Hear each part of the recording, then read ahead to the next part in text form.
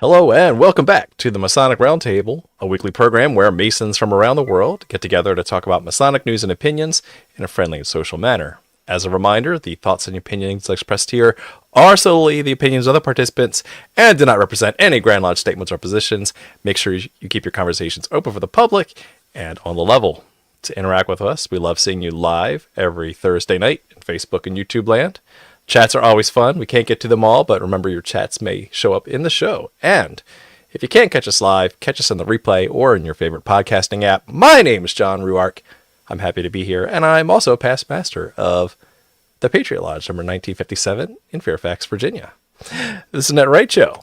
Yeah, you are. Hi, John. How are you? Hi, Joe. Miss Joe. Hi. Joe Martinez. My sun sign is Pisces, and I am still Worshipful Master of Manassas Lodge, number 182 in Manassas, Virginia. And as always, damn glad to be here. Nice. Awesome. Good to have you, as always. Robert Johnson. Hello and good evening. Howdy, howdy. Robert Johnson from Waukegan Lodge 78, past master there, current sitting secretary there as well. Also a past master at the premier Masonic Education Lodge of the state of Illinois. I should say in the state of Illinois. Spice Novum 1183. And happy to be here and excited to talk about tonight's topic. So thanks. Is that in Illinois? So question, is it... Oh, yeah. When something lands in the middle of the room, is it on the floor or in the floor? Oh, that's on the floor. I said in and not of because I didn't want it to sound like the Grand Lodge of Illinois says we are. Right. Yeah, so we're in, not the Premier Education Lodge of Illinois. That sounds official. In Illinois. Joe, if something lands in the middle of the room, is it in the floor or on the floor? It's on the floor. Okay. But I don't know.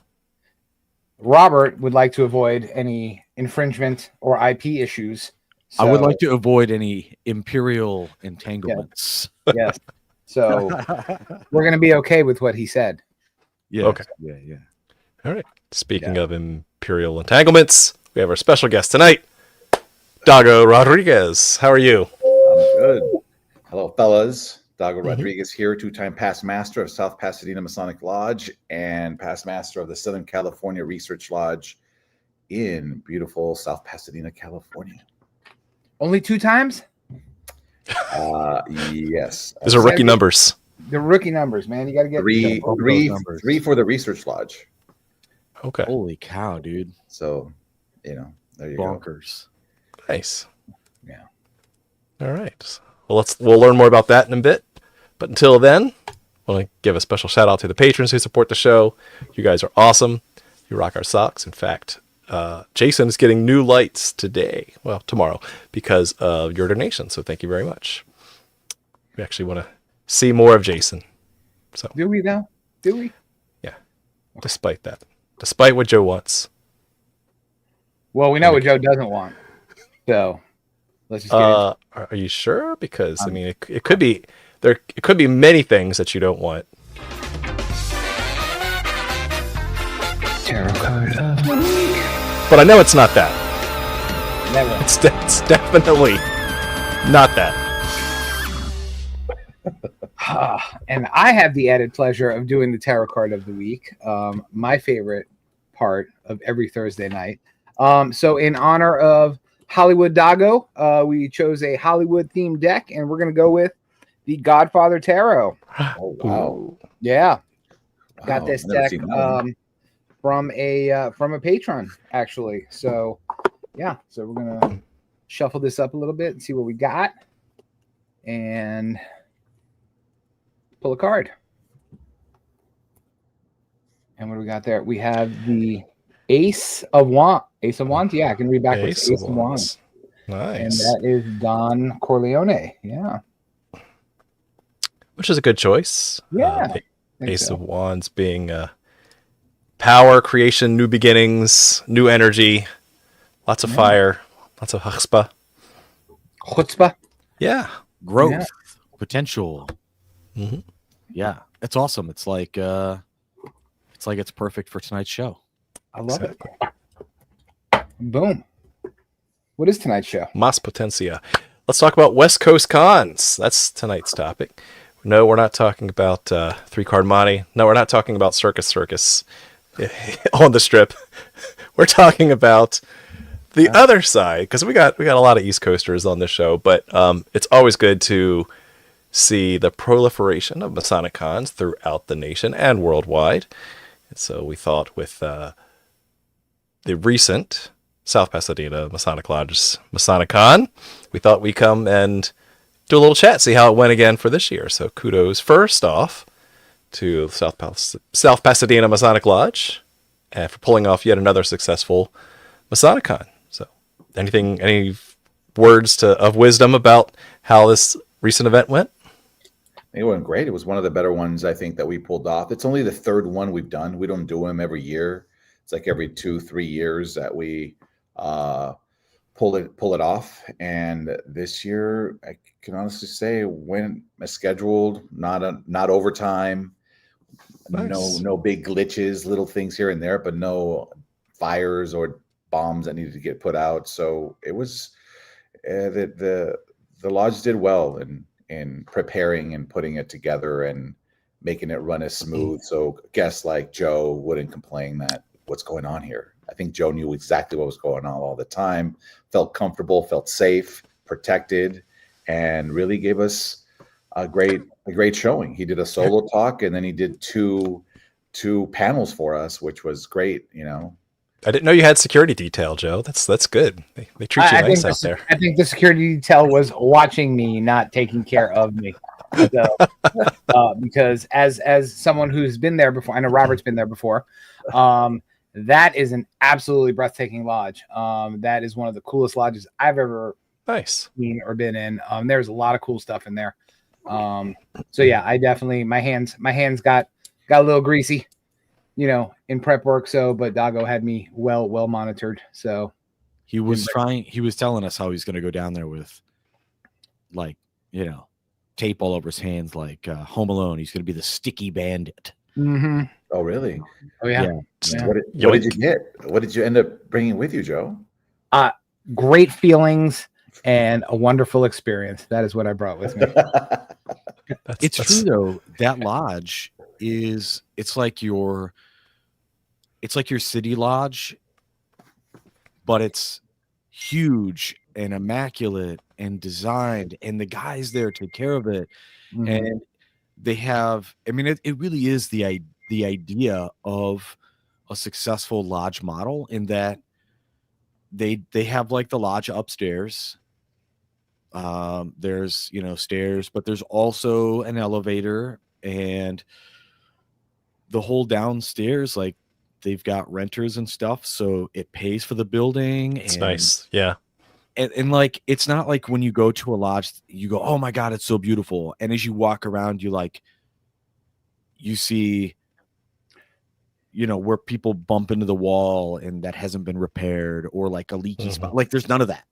Nope. It's just, it's like your own house. You know what I mean? It's really nice. If it is, you hide it. But I was going to say for John, because I know John's never been to. No, I haven't. So I'll be asking lots of dumb questions because I'm jealous. FOMO. Yeah. So the only lodge I can equate it to in terms of how cool it is and what's there is Ezekiel Bates. It's multi-story. What is it? 3 stories, Dago? Yeah, it's 3 stories. The lodge is second and third floors, but Ezekiel's like 4.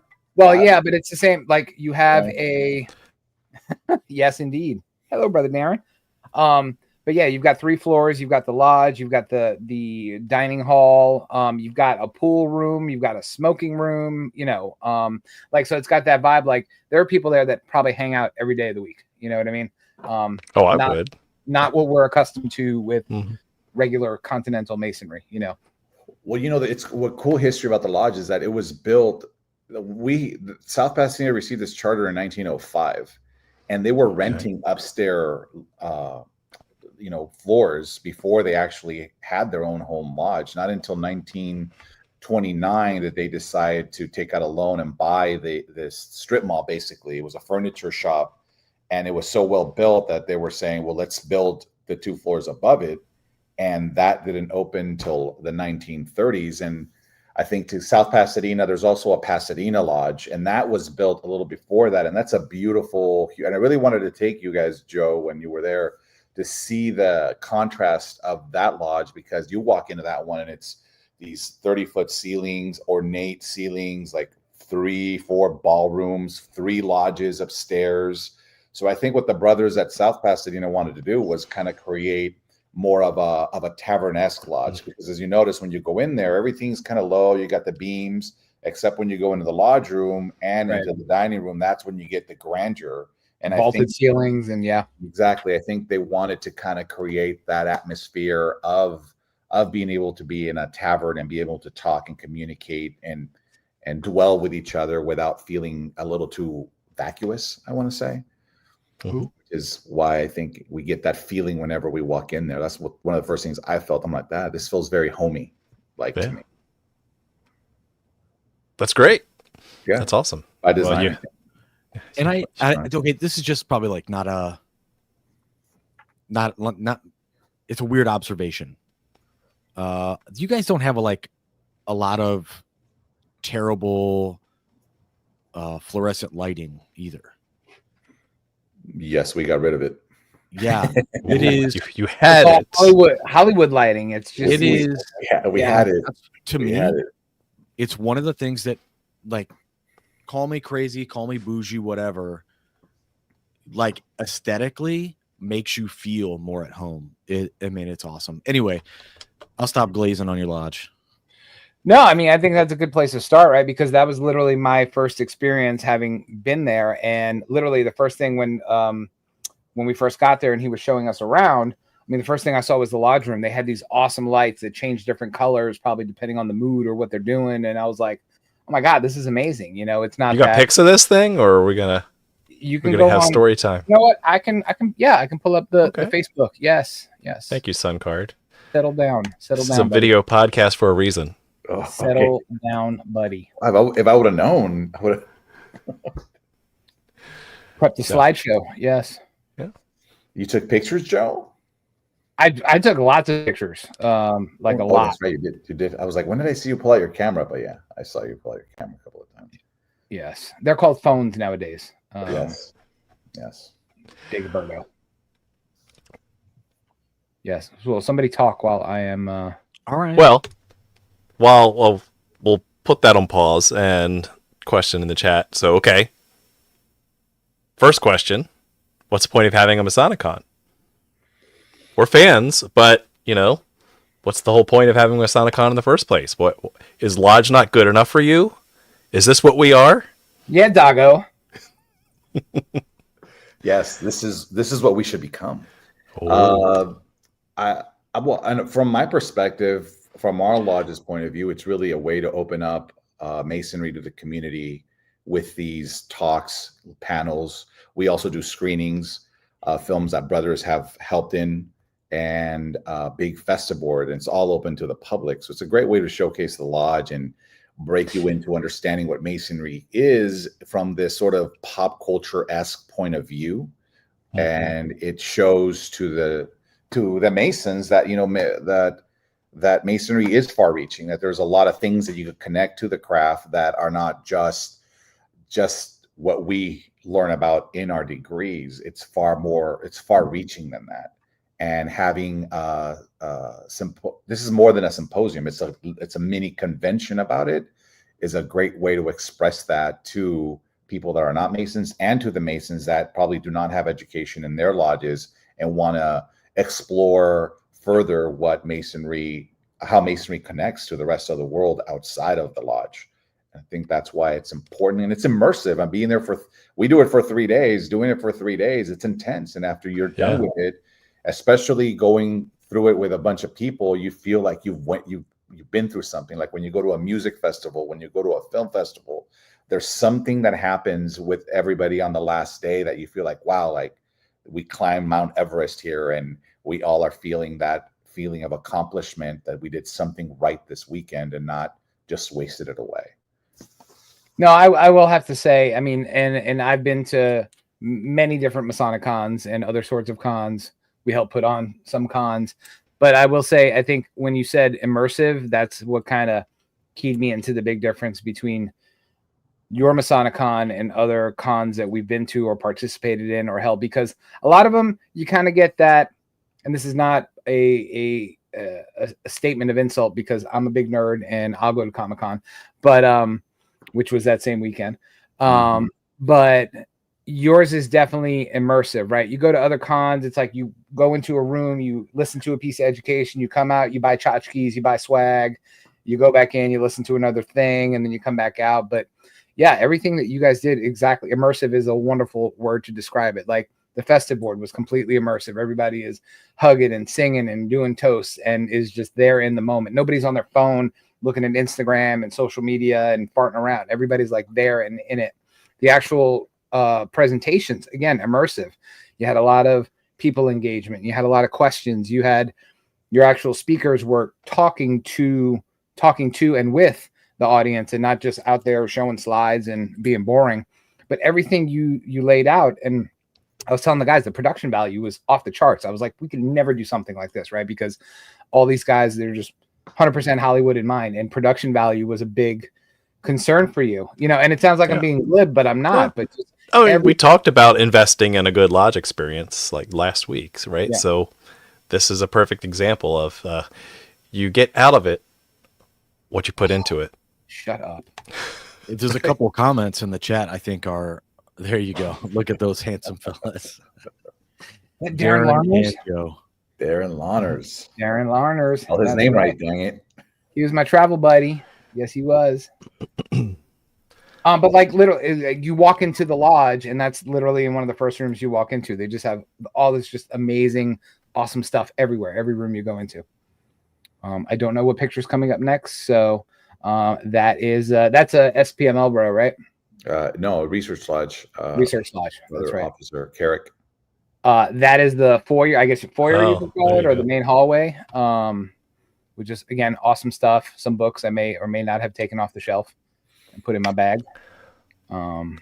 That's the lodge room right there. So Nice. devoid of fluorescence. Yep. But again, everything was laid out just again, so it's an experience. I think one of the people said it in the chat. That is the balcony. So Darren and I pretended to be Statler and Waldorf and heckled people pretty much all weekend. That was one of my favorite places to sit, was in the balcony.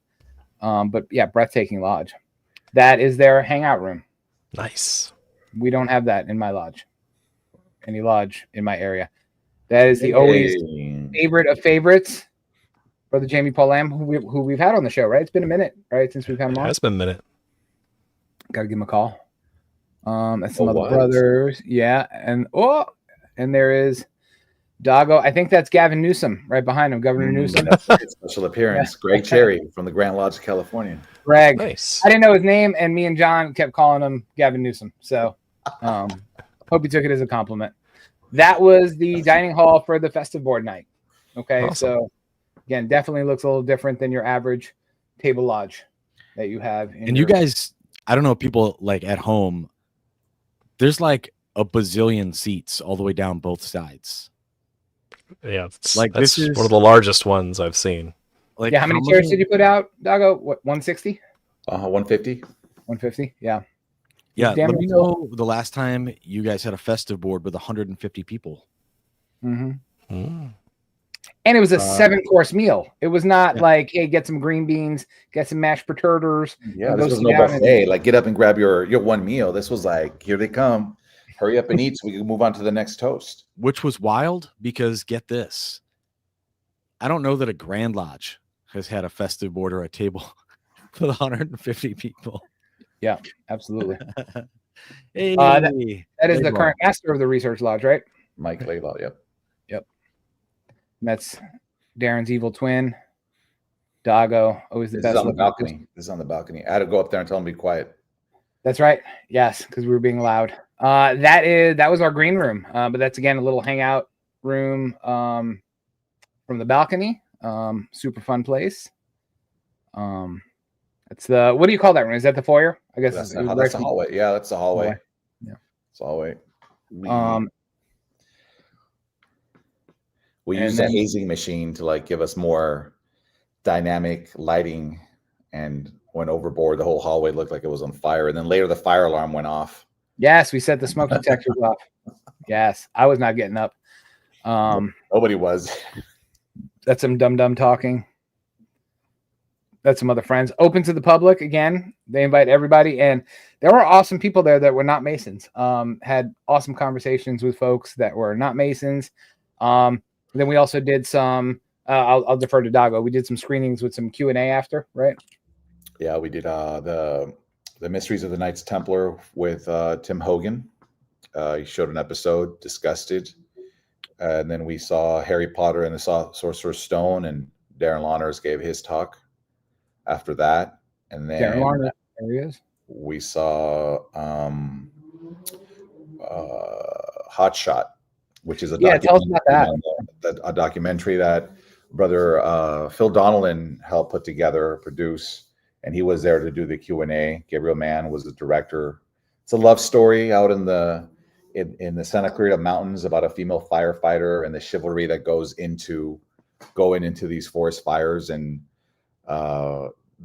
Gabe had this unseen of access into the middle of these wildfires, which was amazing. It was breathtaking camera work.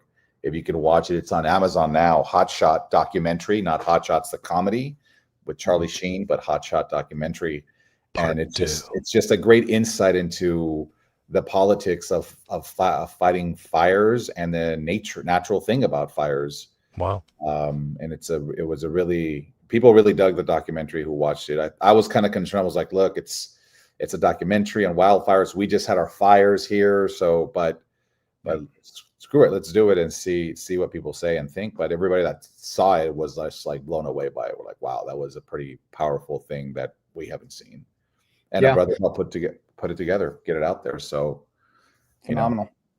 Yeah, I stopped on these because this was one of the fun panels that I got to be on. This was super interesting. You had a brother from the Grand Lodge of California, and you had a brother from Prince Hall, and basically it was a panel about Prince Hall and the differences with, what did we end up calling it? Traditional.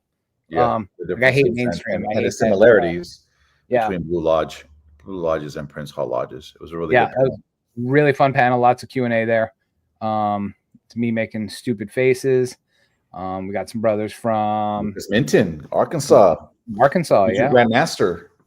Yep, indeed. Here we go. This was a power hitting panel right here. Woo!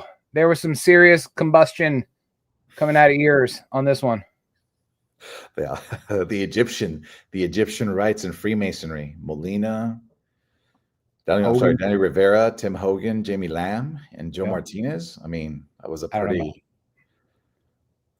powerful one right there. Yep, and I am the baldest, and I think that was the last one. Yeah. So that was my my Masonicon picks. Yeah, so looking at this, so one, looks like it was a fantastic time. So kudos again to everyone involved and everyone behind the scenes who put that together. And it goes without saying, but it's probably worth saying again, if for those of us who are new here, like, we love Masonicons like all across the nation, right? That like we want to encourage and see more Masonicons for a variety of reasons, the least of which being that you have your local geographic flavor, right? Because there's going to be different culture and stuff around the area and your lodge culture.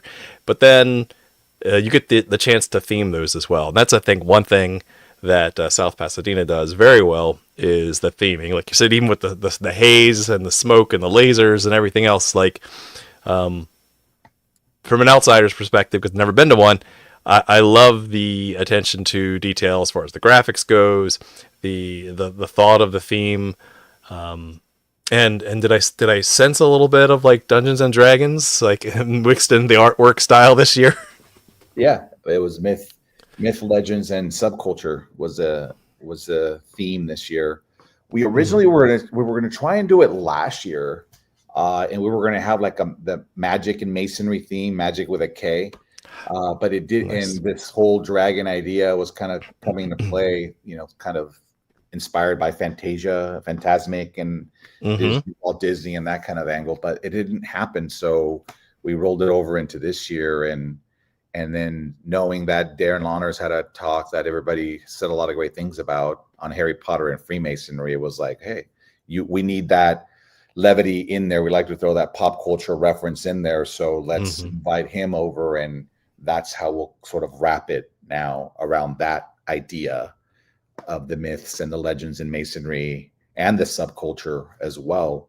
That coming from a Fraternal Review issue that did really well a couple of years before, and we happened to release a second one too, and that discussion of subculture really I don't know, just felt right, and the panel did a really good job in discussing it. A couple of the speakers also sort of tied into that theme as well. So yeah, every time we do one, we try to bring that a pop culture sort of theme and element and graphic just to make it more fun. It's like, yeah, it's a great idea, right? If you have a Comic-Con, I mean, why do we go to Masonicon? Because there's this fantasy about it as well that we gravitate towards, and Masonry has that air and quality to it that we just like to pull out of the serious stuff and share it with everybody. What were some for folks who've never been, what were some of the previous themes that, because was only your third one, right? But you guys have been around since what, 2018, 2019? First one was 2019. It was the first one was It Arrives, and that was a UFO theme. More Than Meets the Eye, I think, was the second one, and that was that Transformers theme. And those are the only ones we've done. But Brian Simmons from Attleboro actually kind of inspired a lot of this as well with his Masonicons and his graphics that he uses, Jurassic Park style, Indiana Jones style, circus style. So you got to have fun with it. Yeah, he gets it. And so, I think you did it too, right? What's that, RJ? What'd you say? You did the same kind of theme as well, play of theme when you did your Masonicon in Chicago. Yeah. Well, Masonicon Chicago is always kind of like themed after some kind of Art Deco, Victorian era, World Fair. It was the one we did last. But you talked about Brad.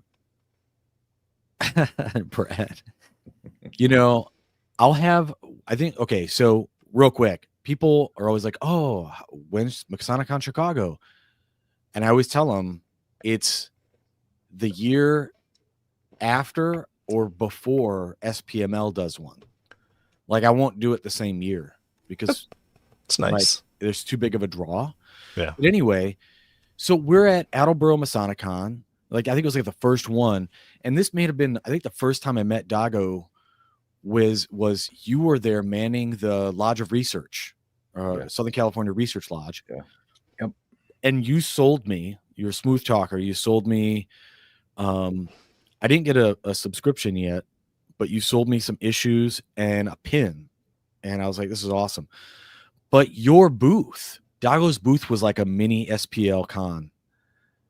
It was awesome. He had like a Yoda there and like the Star Wars and Masonry issues and and I think if Brian would have let him have like a smoke machine, he would have.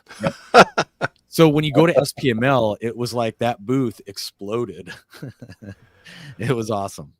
So that was literally I think I met Dago for the very first time at Brian's. Brian's Con. Oh, getting lured in with the tchotchkes of the. Didn't we have avocado toast? Didn't you try the avocado toast that night? I'm gonna find the second time. Which one? That was the night that I found avocado toast. Nice. At the Dunkin' Donuts. Californians. Wait, you had avocado toast from Dunkin'? No, we didn't have avocado toast because I explained to Dago that I don't understand. Listen, I'm Latino. I get it. Avocados are wonderful. I asked a simple question of all these West Coasters that were there. I said, who the hell thought it was a great idea to take avocado and smear it on toast and make it a thing? It is pretty good. You're missing my point. Okay. Not a thing. Okay. Not a thing. Okay. But now it's a thing. I still love you. Okay. I love you more, but it's not a thing. Okay. Moving on. Moving on. All right. So, what is one thing this year that surpassed the previous year's events? Ooh. What was unique about this year? Joe was there. Joe was there. Yeah. All right. It was the life of the party. Mic drop. A couple of things. I think that we had more people because it's over the 3 days. This usually we would just sell the weekend ticket and you're stuck with a weekend ticket. And we had people say, well, I really want to support it, but I could only swing it one day. I can't really commit to the whole weekend. So this was the first year that we actually broke it up by days.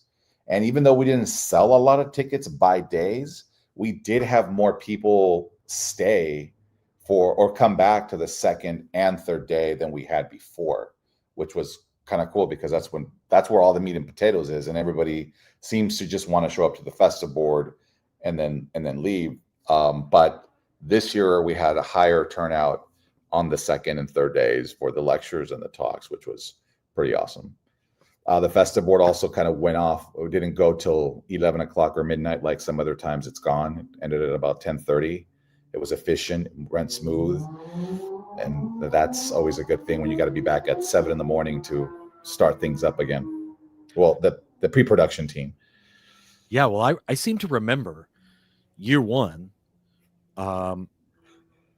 it was this big concern. Like, you always bring it up. You're like, are you ready? I mean, like 3 days is a long time. We're going to be on, like we're on 3 days.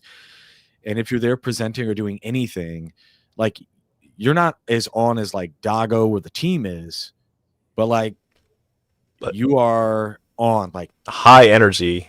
Well, like Yeah. people are talking to you and they have questions and like the whole weekend. And 3 days is a long time. But I remember like festive board night was late, like midnight late. And then I remember you guys, when I came back in the morning, I seem to remember several of your guys who like cleaned up and kind of just crashed at the lodge for like 3 hours or something. Or like, I mean, the dedication. Well, and the second day we went over on the screenings. I mean, we didn't finish the screenings till like midnight also on the second day. And this time, Joe had to leave. Joe was tired. Joe had to get his beauty sleep. And this time the screenings ended like about 9:30. We finished on Saturday, but that first night it was brutal. It was like we were up late that second night, and it was just like, wow, like we got to refigure and reschedule this so it doesn't become a burnout. But I'm used to go to film festivals where they're playing films till like all around the clock, and you go to whatever you want. But that's different because you get to pick and choose. Here you're kind of stuck in the lodge and you have to make it work, and that's what starts to become a little draining, where you get stir crazy a little bit. Even though you could spread out and go anywhere you want, you've been there for 12-13 hours. You just want to go home at that point. But that's a challenge. That's why I tell everybody, get your rest now, because once you get here, you're not going to have a lot of time to rest. And it's not me being funny. It's me being realistic about it. Well, yeah. It's a marathon, not a sprint. No, and every single person here, I mean, absolutely can say as empaths, we totally get it. I will never say in a million years that we put on a con anywhere near with the emphasis and production value that you guys have. You guys give a crap about every tiny little detail in it. That's a really good word choice. Production value. That's, I think, one thing that stands out. Yeah, SPML over the other cons. But Dago is the nexus of all answers. He knows where everything is. He knows when the next person's coming and who's going and what's happening for 72 hours. You know what I mean? He is just switched on Dago. Like, so I totally empathize with the level of exhaustion of getting rid of your last guest come Monday morning, because you are just switched on, man. Yeah, you never know, because if once it starts, it starts to breathe its own life, and you're just waiting for that fire to put out. As Brian would kind of tell me when I'd go visit him at Attleboro and his Masonic Con, he's always calm in his shorts, t-shirt, hat, just like in the corner, right? He's always at the back on the sidelines. And everything's stirring inside, like somebody, the metaphor was a duck. You see the duck swimming, but he's nice, calm, gliding on the lake. But down at the bottom, those feet are pedaling like crazy, and that's how his mind is working. But he's already set it up. There's nothing you can do. You just got to let it run, and then just be there in case there is a fire that all of a sudden starts. Then you could troubleshoot and take care of business, and keep the show moving. The show must go on, as they say. I have a question for you, Dago. Mm-hmm. So there's been a lot of chat, people asking questions, some funny, some serious. But there is kind of an overwhelming theme to some of these questions, which is, you talked a little bit about how the Masonicon experience is sort of what it does, what it offers people. Somebody said, should Masonicons replace Grand Lodge communications? And my thought was like immediately, well, Grand Lodge is like gathering and administration. Conventions are more education and fellowship.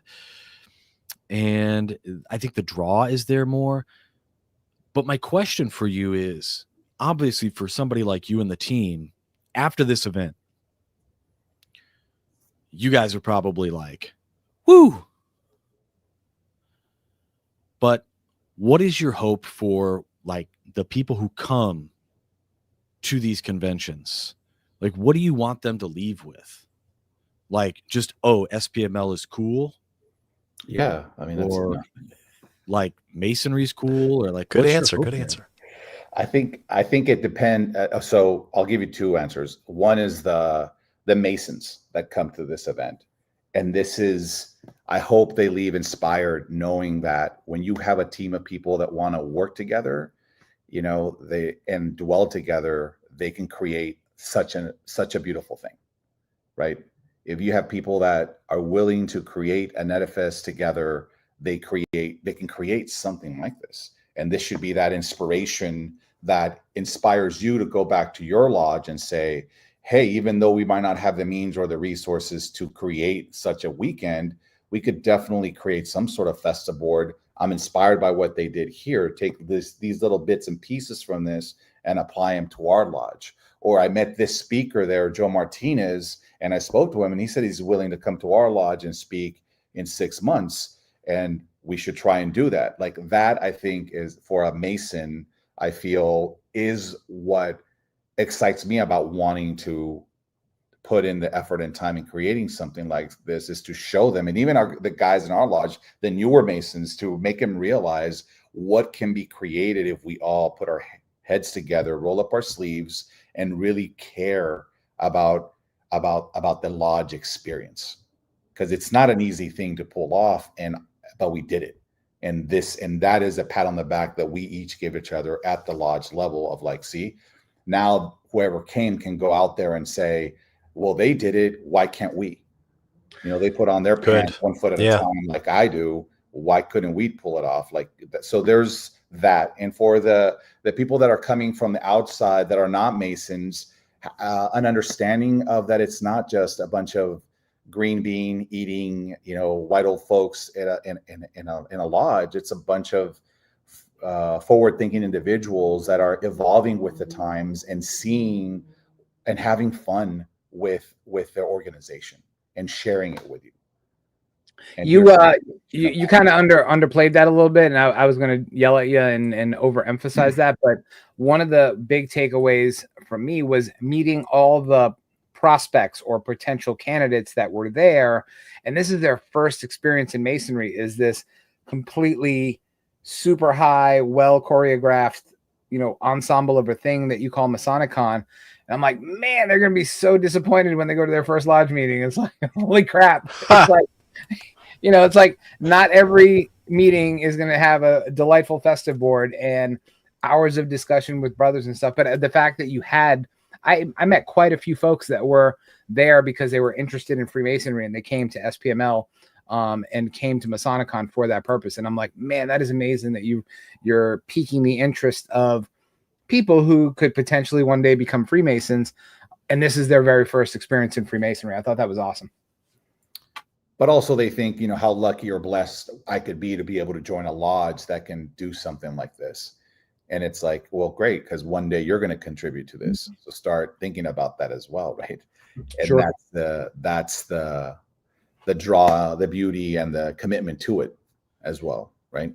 So when you say that, that's insane to me, right? Because immediately I start thinking about history. So you have this Herculean effort that is totally replicable because you've done it 3 times. The results are documented. I mean, we've got it on film and digital and whatever. People go look and see who was there, right? And then you can look at the past events and those black and white pictures and stuff that your lodge has.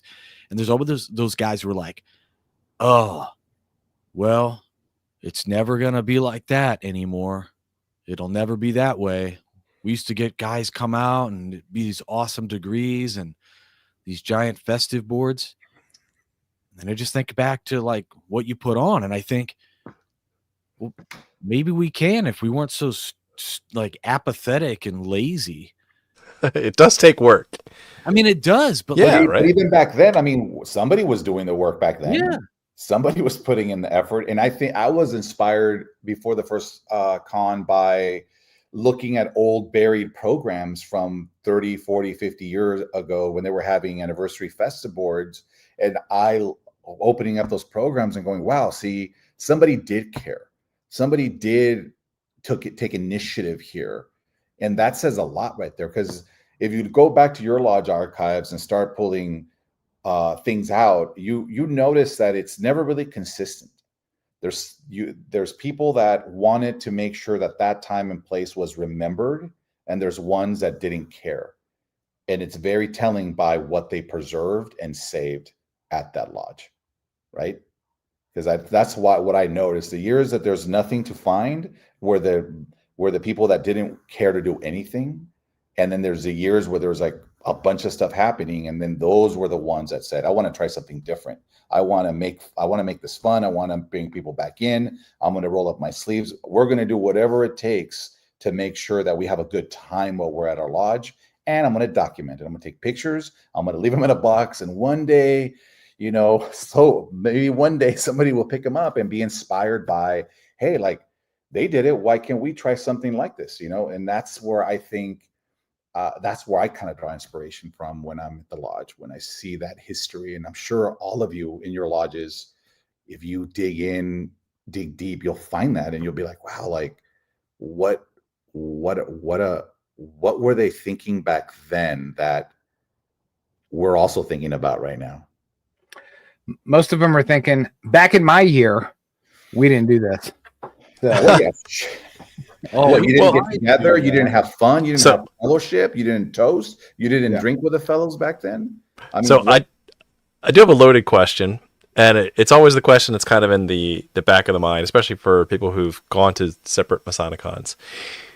What level of Grand Lodge involvement was in this particular Masonicon? Because there's a spectrum, right? There's a spectrum of completely independent, they don't even know about it, to it's sponsored by them and almost too bureaucratic. Where was the speedometer in this? Are you asking Dago or me? Because I have an opinion, but I don't know if I want to say it. Ooh, Dago. Say it. What do you think, Dago? Because we saw lots of grand people there. So this Masonicon, there was zero Grand Lodge involvement, and I mean, I don't. It's hard to get. California is a big state. Not to make excuses for them, but they're busy. Our Grand Master is busy, and to get him to commit to a date, you literally have to wrangle him in a year and a half. Yeah, I believe ahead it. of time to commit. Mm-hmm. I did speak with him. He wanted to come, but he was hosting the Grand Lodges from Latin America that weekend in Newport Beach, and it was not going to be an easy pull at that point. So in our part, if we are going to have this, as I've told future masters, and if you want the Grand Lodge involved, we have to ask them 2 years in advance to commit to this if we want to see them here. And so that's why, not because they didn't want to, it's because it was just a lot of scheduling things that they couldn't really, commit to at that point, unless we started moving our dates around and playing that game. But at that point, we had already solidified it with other speakers, and it was just too late on our end.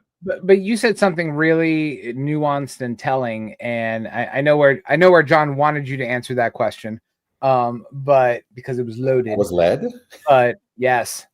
No, but I think, and a lot of people want to say, oh, you don't want Grand Lodge involved at all. But I mean, it's very telling for you to say, oh, we wanted the Grand Master there, but to get on his calendar is an impossibility. I can absolutely speak for other hosts of other cons in other parts of the country that would never say that in a million years. Like, ain't no way, I don't want anybody from Grand Lodge here. You know, that, and you have the spectrum of, and John was pointing out, we have That's what I'm curious about.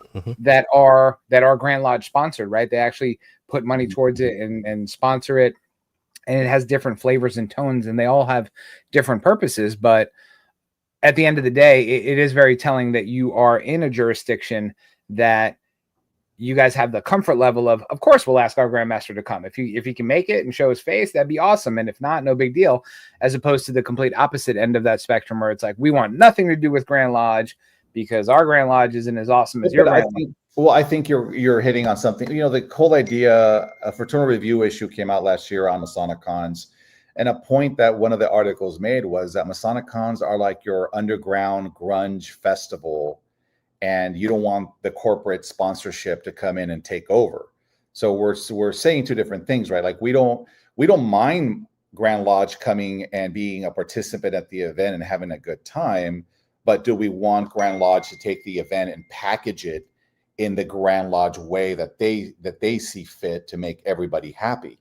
See, that's I agree with you. I don't agree that we should have Grand Lodge take over a Masonic Con, because it'll lose that little independent luster that it has of that freedom of education that we deem cool and interesting, that they might deem, is it appropriate that the Grand Lodge decimate this, pull this? But every single one of us, and I'm not going to name names or places, but we've all seen a Masonic Con that started grassroots, became super popular, and then Grand Lodge got involved, and it just completely eroded, you know, and just kind of disintegrated. More than one. Two of them. Yeah, more than one, exactly. I wasn't naming numbers or names, but yes, so we've seen that process. But then again, we've also seen very recent Masonicons this year that get sponsorship and commitment from the Grand Lodge. But again, it's a Grand Lodge that is open to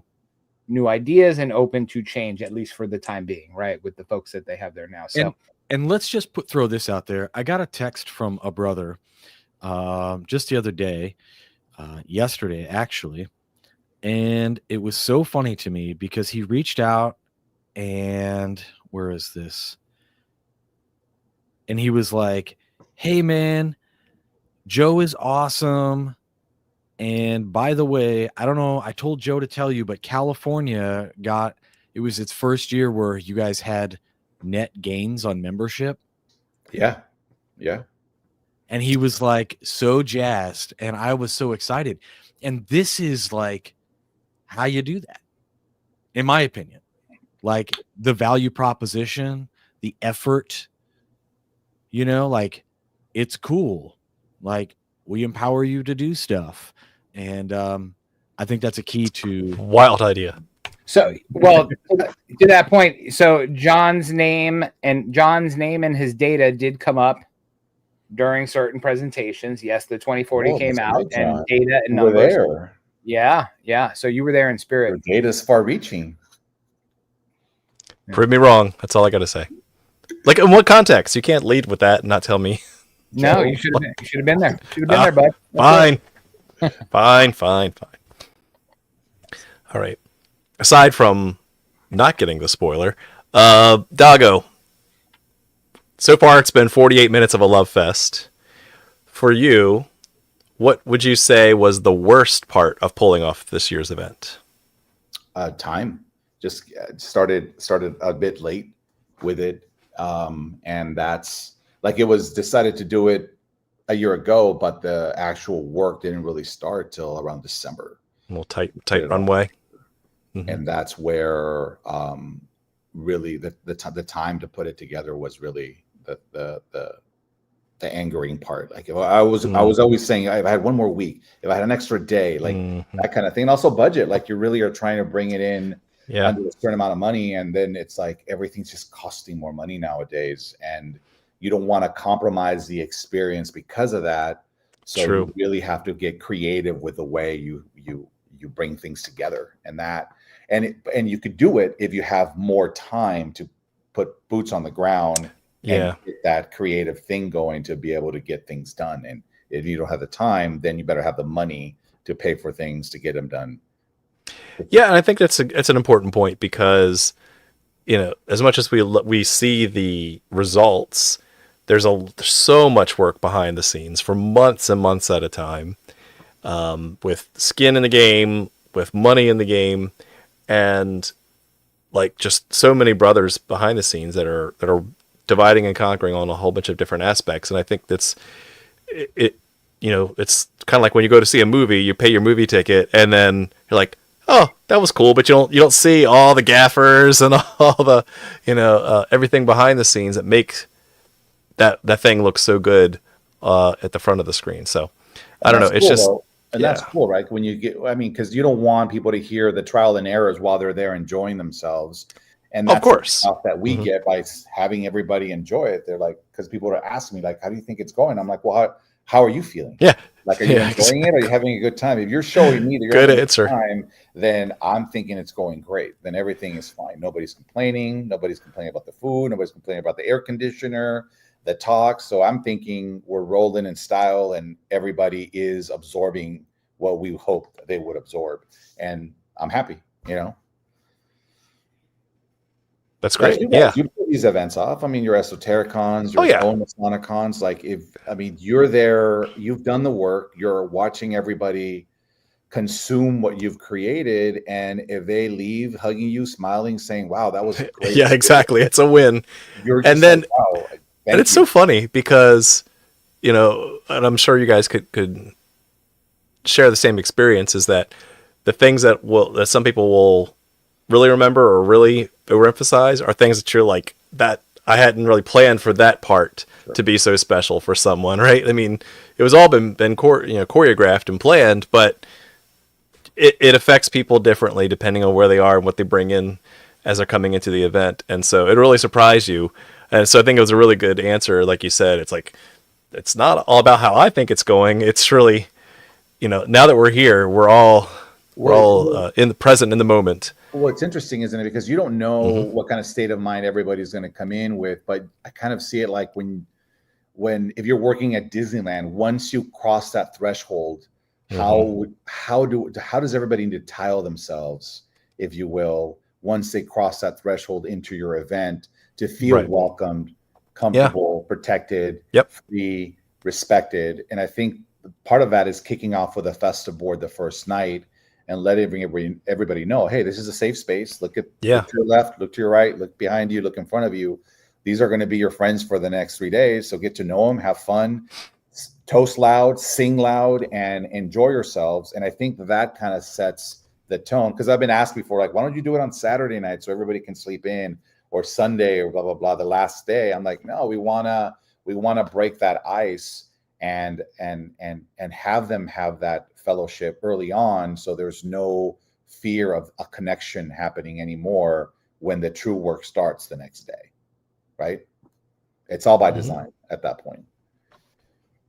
Nice. Awesome. Well, we're at that time to kind of start to bring things home. No final question today, but I will start with Robert Johnson, work my way to Joe, then go to Dago. So, because you guys I get to live vicariously through you, at least this year. Hint, hint, Dago. Get ready. Get your rest now. Yeah. Robert, what say you? I think is he muted?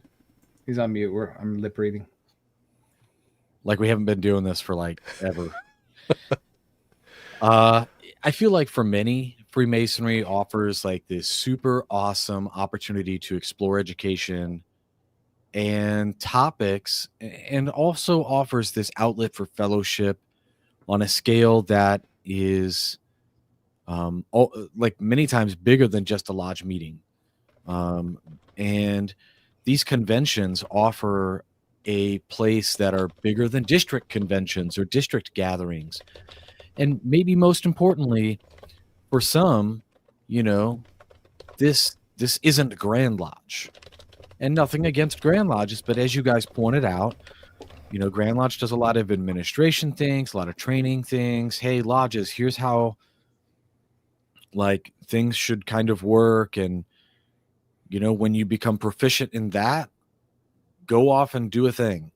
Well, we can't always just stay like so linear in that. You have to have these breaks. You have to have these sort of these gatherings. And before Masonic cons, we would see these types of gatherings as like education nights, or I think Ohio had something for a while. Don't yell at me, Ohio bros. It was called like light nights or something. But the idea was to bring some education with a larger audience to a lodge. And this was great. But I think these conventions really empower brothers. And when they see them done over and over again, we're looking at, as Dago pointed out, brothers who are seeing the way things are done and then thinking, awesome, this is the norm. And when they continue their journey in Masonry, they grow to expect that level of effort, that level of like input, and they know that hopefully they feel like when they're asked to do something big, they'll think, well, I mean, this is just what we do, right? And they just go and do it. So I'm super stoked that you guys had your next one, and now, you know, you guys are paving the way for, I think, a lot of conventions happening on the West Coast. There are a few that I'm aware of, and there's a large chunk of the country that kind of is more sporadic. Between, you know, they start over here on the East Coast. We've got some stuff happening in the Midwest with Chicago and Kansas. Texas is doing a little something, and they have, like, you know, their main thing, and they've got an esoteric summit. And then you've got Colorado that used to do, it still does, I believe, their Rocky Mountain Education Conference. And then California is like this huge beacon, you know? So I'm just really excited for the future and to, you know, watch guys get inspired. It's really great to see guys come back like super recharged. So that's what I'm excited about. Yeah. I dig it. Awesome. All right. Special guest presenter, Joe Martinez. Hello. Yeah. Final thoughts. Absolutely phenomenal weekend. I was exhausted, but it was the best kind of exhaustion possible. Yeah, absolute shout out to Dago. Thank you so much for taking a chance on me and having me out there. It was like I told the guys when I got back, this was one of the best Masonic experiences I've had in 20 years as a Mason. And most of that I can attribute to you, Dago, again, because you put something on that, exactly as you said, it was an immersive experience. And for me, and like RJ said a little bit, it's a beacon of what Freemasonry with intent can actually be, and how it can actually exist, and how it can thrive. So, I mean, kudos. Absolutely so proud of you and all the brothers at the Mighty 290 who put on just an amazing event. I am grateful to have been a part. Yeah, and outside of avocado toast, we'll definitely come back. So Nice. So Dago, I mean, that's a high bar, right? Oh. With, you know, with the one of his top 20, top 10 Masonic events of his lifetime. So the big question for you is, what's next? Rest, a lot of rest. I'll just keep with the illumination lectures. We are still rolling with those. We have one coming up this month, and then all the way through the end of the year. We're doing our big first haunted lodge maze for the community this October. Fun. So it's going to be interesting. But I think more importantly, if anybody, any brother out there feels that there is no education in their lodge, that they should not wait for it to come to them. They should just create it. Because this is what happened here. Like, we didn't have it at our lodge, and a few of us started with just sitting around the lodge room and talking, getting a book, reading it, talking about it, and later being able to invite somebody to come and do a talk. We started doing our own talks, And eventually it grew into the Illumination Lecture Series and then into this, a Masonicon. So as long as you're willing to put in the effort, it's there. And that's really, you should not just rely on others to coddle you and give you what you know you need or you're looking for. If you're inspired, go off and get it done, is what I would say to anybody yearning for more. Nice. Awesome. And thank you guys for having me on the show. Appreciate it. Yeah, of course. It's always You're welcome anytime. You and being part of it. So great job on putting this together. Nice, awesome. So yeah, this is really great. Again, thank you for coming on and sharing your experience, hearing it from Joe's experience, hearing it from Robert's past experience, and I guess for me, one thing that I always attribute back to SPML is the brand, right? Again, the production quality is outstanding and unique for what you guys put on, and that is something that separates you from other Masonicons. And I think it goes without saying that should continue to be that level of detail and attention to the little things that really makes what you guys do so much more special. So thank you for doing that. And I look forward to what you come up with next time, because I'm going to do my best to be there. All right. So with that, I want to thank you all very much for watching, and keep searching for more light. Have a good night. Avocado toast.